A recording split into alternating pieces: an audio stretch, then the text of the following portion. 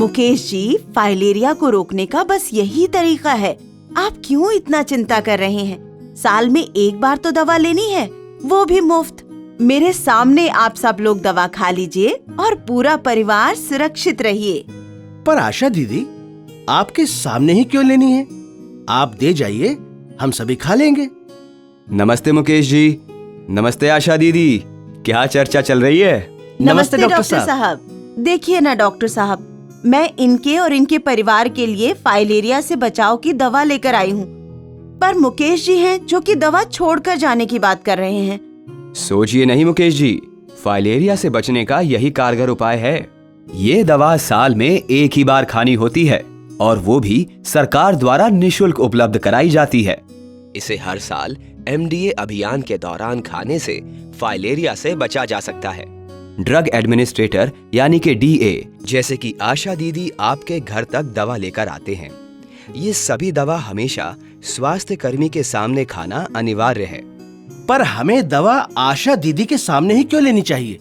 DA के सामने यानी डीओटी तरीके से दवा लेने के कई फायदे हैं। पहली बात तो ये है कि इससे दवा की सही खुराक सुनिश्चित होगी, क्योंकि दवा की मात्रा उम्र और लंबाई के अनुसार निर्धारित की जाती है।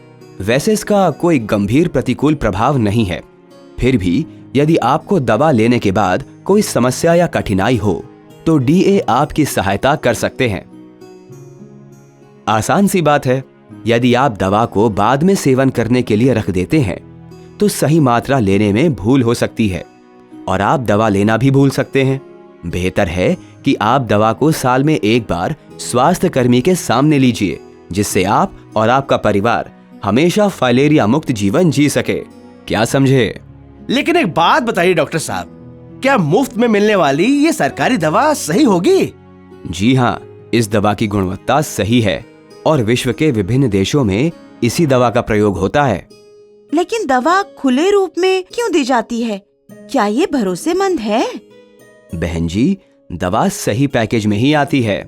स्वास्थ्य कर्मी इसे आपके लिए खोलते हैं क्योंकि इसका सेवन तुरंत उनके सामने ही करना है और बाद के लिए नहीं रखना है। डरिए नहीं, फाइलेरिया से बचाव की दवा अपने क्षेत्र के स्वास्थ्य कर्मी के सामने जरूर लीजिए और खुद को और अपने परिवार को सुरक्षित रखिए।